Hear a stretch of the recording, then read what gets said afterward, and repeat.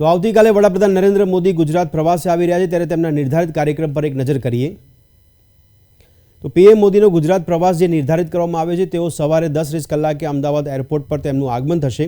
એરપોર્ટથી સીધા જ નરેન્દ્ર મોદી સ્ટેડિયમ ખાતે તેઓ આ કાર્યક્રમમાં હાજરી આપવા માટે પહોંચશે અને બપોરે 1 વાગ્યા સુધી નરેન્દ્ર મોદી સ્ટેડિયમ કાર્યક્રમમાં તેઓ હાજર રહેશે। ત્યારે GCMMFના ગોલ્ડન જ્યુબિલી કાર્યક્રમમાં પણ તેઓ હાજરી આપવાના છે।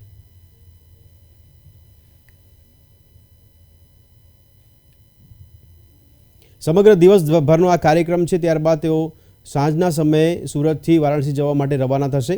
બપોરે 2:30 કલાકે તેઓ તરબ વાડીનાથ પહોંચશે અને તરબ વાડીનાથ મહાદેવ મંદિર ખાતે પ્રાણ પ્રતિષ્ઠા કાર્યક્રમમાં હાજરી આપશે। વાડીનાથ મહાદેવ મંદિર ખાતે પૂજામાં પણ તેઓ લાભ લેશે અને વાડીનાથ ખાતે સાંજે 4 થી 5 દરમિયાન સભાને સંબોધિત કરશે તેવું આયોજન કરવામાં આવ્યું છે। તેમના નિર્ધારિત કાર્યક્રમ મુજબ તરબ વાડીનાથ ખાતેથી પીએમ મોદી નવસારી જવા રવાના થશે। કાકરાપાર આયુ ઉર્જા મથકની પણ તેઓ મુલાકાત લેનાર છે। ત્યારે સાંજના સમયે 6 થી 7 દરમિયાન અણુ ઉર્જા મથકની વડાપ્રધાન નરેન્દ્ર મોદી મુલાકાત લેશે। કાકરા પરથી સુરત એરપોર્ટ થઈને તેઓ વારાણસી કાર્યક્રમમાં જવા માટે રવાના થશે। સમગ્ર દિવસભરનો આ નિર્ધારિત કાર્યક્રમ છે।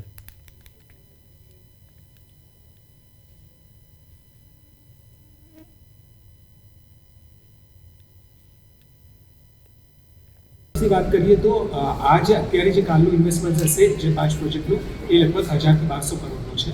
પણ સાથે સાથે જુઓ તો એના પછીના દિવસે એટલે કે 23મી ફેબ્રુઆરી માનનીય પ્રધાનમંત્રી શ્રી અમારો વારાણસી ખાતે બનાસ ડેરીની એક નવી ડેરી જેનું પણ ખાતમુહૂર્ત સાહેબે 2 વર્ષ પહેલાં કરેલું તેનું લોકાર્પણ અને ઇનોગ્રેશન કરવાના છે। એનું બી લગભગ 600-700 કરોડનું રોકાણ છે। સાથે સાથે ઉજ્જૈન ખાતે અમારી ગોધરા પંચમહાલ ડેરીનું પણ એક નવી ડેરીનું લોકાર્પણ આ મહિનામાં થશે। એટલે અમારા ટોટલ જે પ્રોજેક્ટ્સ અત્યારે હાથ ઉપર છે એ લગભગ 5000 કરોડ રૂપિયા ઉપરાંતના છે। અને આવતા 2 વર્ષમાં જે અમે મિનિસ્ટ્રી ઓફ ફૂડ પ્રોસેસિંગે જે વર્લ્ડ ફૂડ ઇન્ડિયા કરેલું તેમાં જે ઇન્વેસ્ટમેન્ટનું આયોજન હતું એ લગભગ 11,500 કરોડ રૂપિયાનું છે। તો દેશમાં એમઓએફપીએ જે વર્લ્ડ ફૂડ કર્યું હતું ઇન્ડિયા તેમાં બધી દેશની સંસ્થાઓ ભેગા થઈને લગભગ 33,000 કરોડનું ઇન્વેસ્ટમેન્ટ્સના એમઓયુ કર્યા। ફક્ત અમૂલે એમાંથી 33% જેટલા 11,000 કરોડના ઇન્વેસ્ટમેન્ટ કર્યા જે આવતા 2 થી 2.5 વર્ષમાં થશે। જેમાં રાજકોટ ખાતે અમૂલ ફેડ ડેરી જે છે એનું એક અલ્ટ્રા મોડર્ન ડેરી આપણે સ્થાપવા રહ્યા છીએ તેનું 2,1200 કરોડનું રોકાણ છે। તો કાલે આપણે 5 નવા પ્રોજેક્ટ ઉપર માનનીય પ્રધાનમંત્રીશ્રીના હાથે ઉદ્ઘાટન થશે।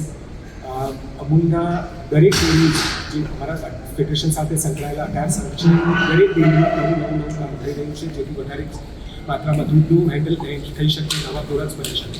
તો સાબર ડેરી ખાતે 600 કરોડના ખર્ચે નવું જે ચીઝ પ્લાન્ટ નું ઉદ્ઘાટન એનું ખાતમુહૂર્ત માનનીય પ્રધાનમંત્રીશ્રીએ 1.5 વર્ષ પહેલાં કરેલું તેનું ઉદ્ઘાટન કાલે થઈ રહ્યું છે।